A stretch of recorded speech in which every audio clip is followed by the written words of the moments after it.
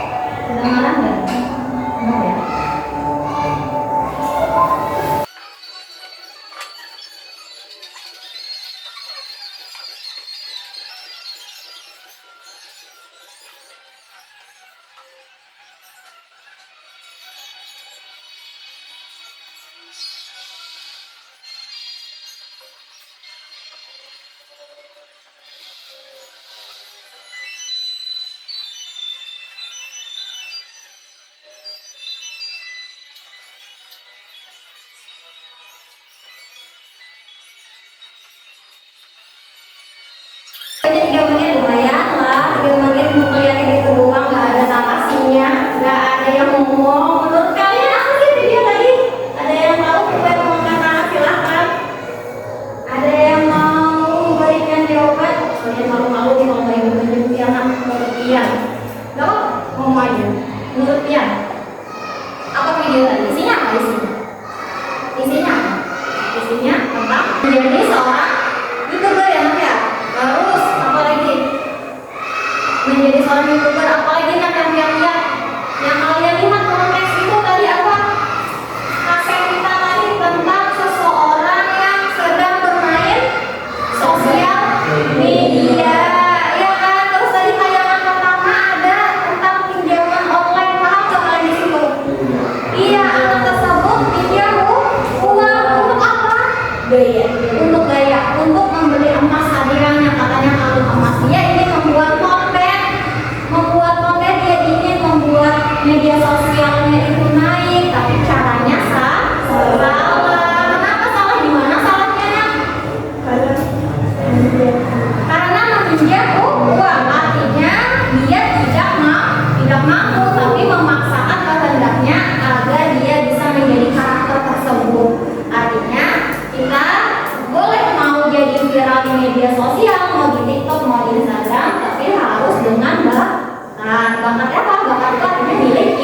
milik kita sendiri. Jangan dicoba oleh. Oke, paham ya anak ya? Bisa kalian baca karakternya apa?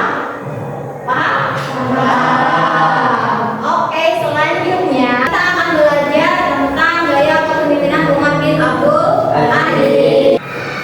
Gaya kepemimpinan Umar bin Abdul Aziz sebelumnya profil singkat tentang Umar bin Abdul Aziz. Umar bin Abdul Aziz ini adalah salah satu khalifah dari Daulah Bani Umayyah.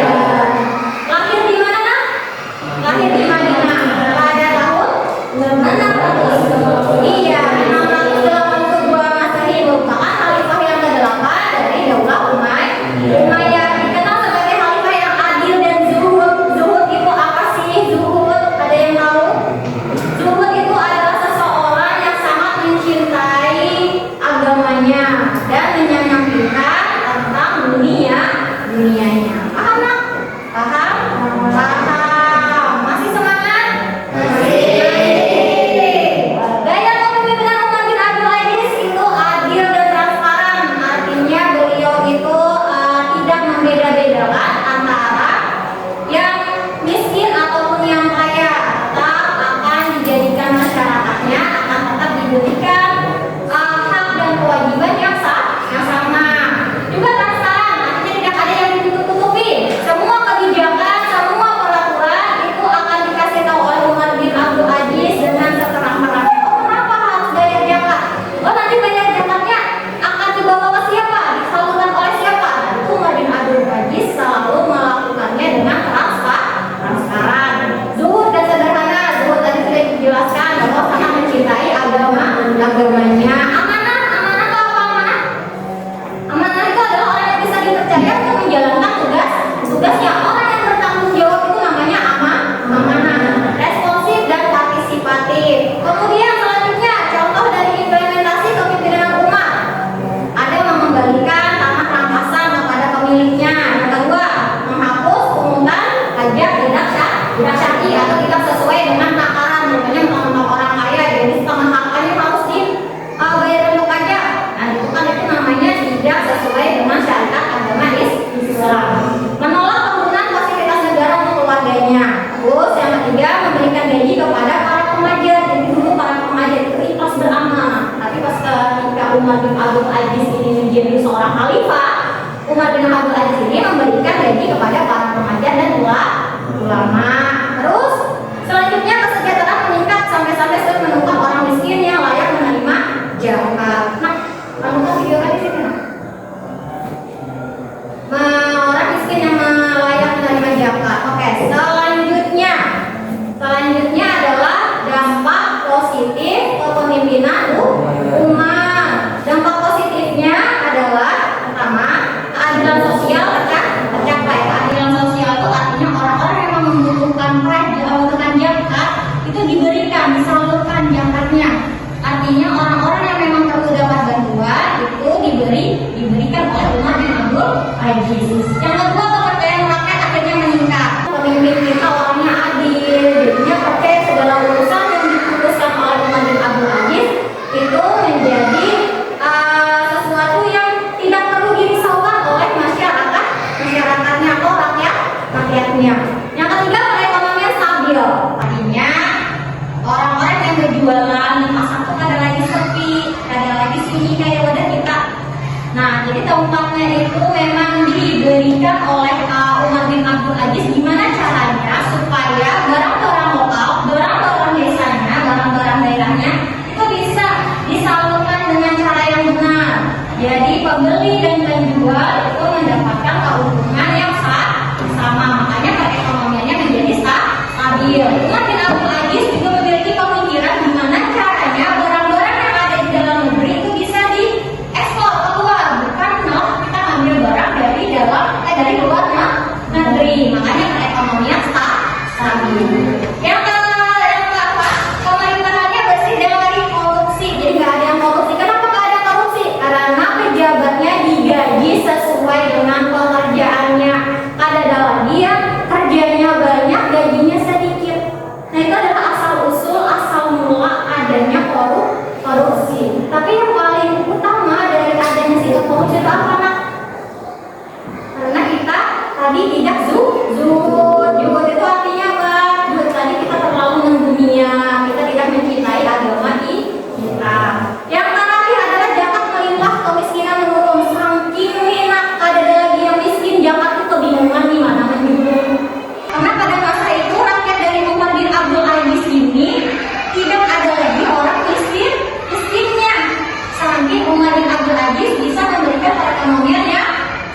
radio. Oke, sampai sini ada pertanyaan, Nak? Ya, silakan Aisyah. Kalau bertanya Bu, apa tantangan dalam menerapkan gaya kepemimpinan ala Umar bin Abdul Aziz di era sekarang? Iya, bagus pertanyaan Aisyah. Apa tantangan dalam menerapkan gaya kepemimpinan Umar bin Abdul Aziz pada zaman sekarang ya, Nak? Ya, ada yang bisa jawab? Ada yang pengen menjawab pertanyaan Aisyah di antara kalian? Malu? Nggak apa-apa. Jadi jawabannya satu, di tempat kita ini orangnya banyak banget ya, se-Indonesia. Kita ibu ambil contohnya di Indonesia aja ya. Indonesia ini memiliki kepulauan yang sangat banyak. Pemimpinnya satu, yaitu presiden. Presiden ini memiliki partai politik. Jadi presiden ini nggak bisa seenak-enaknya memberi kebijakan karena terikat dengan partai. Partai tadi juga punya aturannya, ya kan? Punya seseorang yang harus diuntungkan. Mereka harus saling menguntungkan. Dan itu negara kita juga negara sekuler. Negara sekuler itu artinya agamanya gak cuma satu, agamanya banyak, bahkan kepercayaannya juga banyak. Artinya kita tidak bisa karena segala aturannya itu harus dengan syariat Islam. Makanya di Indonesia itu didirikanlah sebuah kementerian agama, di mana di situ kementerian ini akan menjaga syariatnya masing-masing, agama masing-masing. Yang syariat agama Islam menjalankan syariat agama Islam, yang Kristen menjalankan agama Kristen, yang Katolik menjalankan agama Katolik. Jadi kementerian agama kalian adalah salah satu warga kementerian agama. Kenapa? Karena kalian sekolah di madrasah sanawiyah. Jadi namanya kementerian agama itu bukan hanya agama Islam. Ada Kristen, ada Katolik, ada Konghucu, ada Hindu, ada Buddha. Itu di Indonesia ini agamanya banyak banget, tapi kita jarang terdengar yaitu perkelahian antar agama banget. Itu artinya kita sudah bisa bertoleransi. Toleransi itu kalau ada orang-orang yang beragama, yang beda agama, gimana caranya? Apakah kita harus masuk ke gereja? Nah, ya kita bertoleransi nih. Apakah toleransi itu artinya kita ikut mereka sholat ke gereja, ibadah ke gereja? Enggak ya, Nak, ya. Toleransi itu artinya kita menghormati agama lain. Ibu beri contoh, ibu dulu pernah tinggal di sebuah perumahan di mana dalam perumahan itu semua ada 5 agama.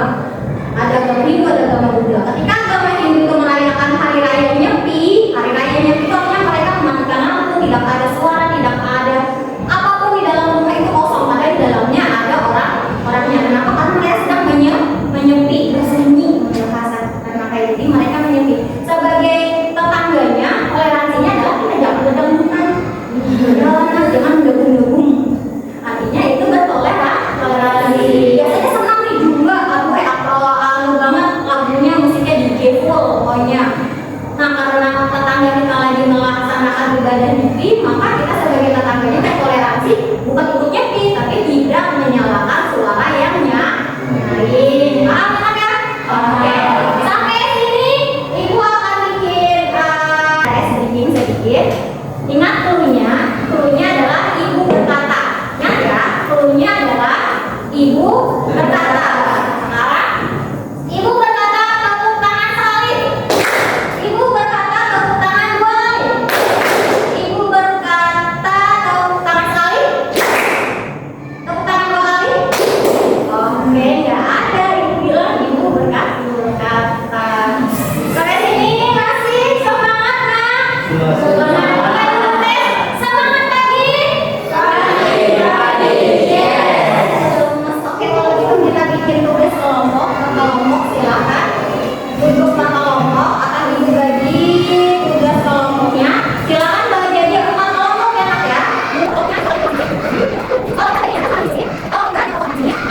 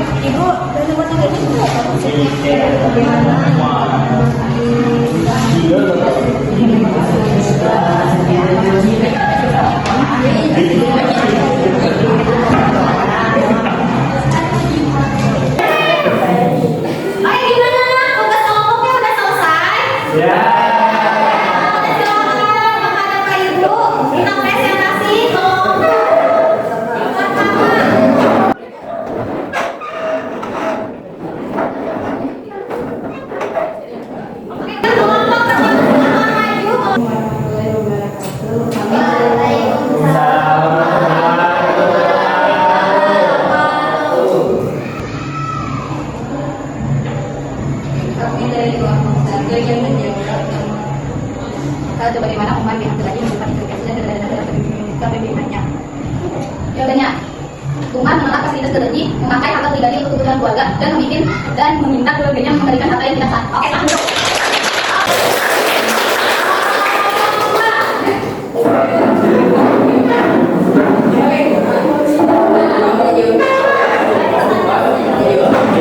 Assalamualaikum warahmatullahi wabarakatuh.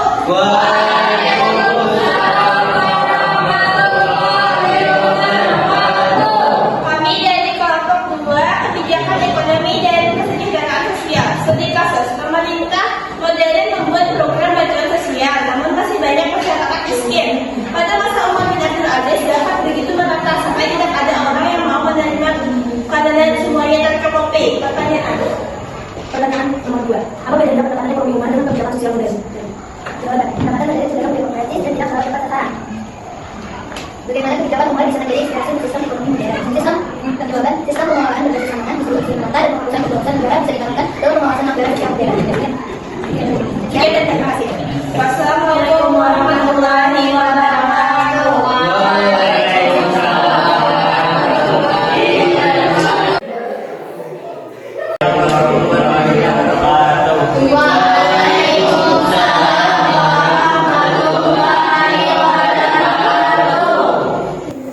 Di sebuah negara korupsi masih merajalela meskipun telah dibentuk banyak lembaga pengawasan.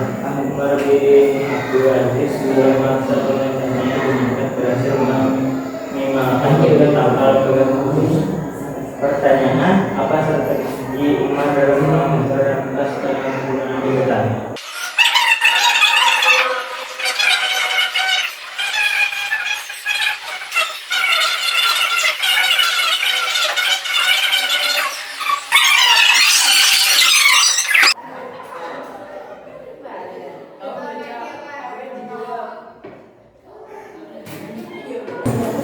Assalamualaikum warahmatullahi wabarakatuh.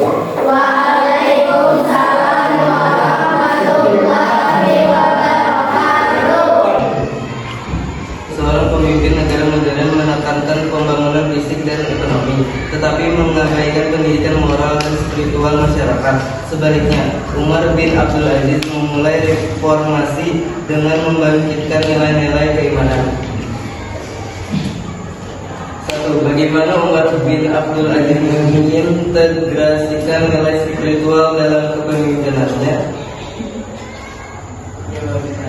Umar memulai dari sendiri mendidik rakyat dengan dakwah dan kebijakan adil serta pendidikan agama sebagai dasar sejati.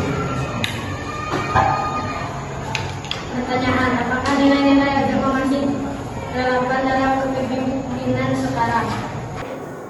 Nilai agama tetap relevan karena menjadi landasan etika dan keadilan. Bagaimana pemimpin modern bisa menyeimbangkan antara pembangunan fisik dan moral? Pemimpin modern bisa membuat kebijakan berbasis etika, menanamkan pendidikan karakter dan menjadikan nilai-nilai universal sebagai landasan pembangunan. Sekian. Terima kasih.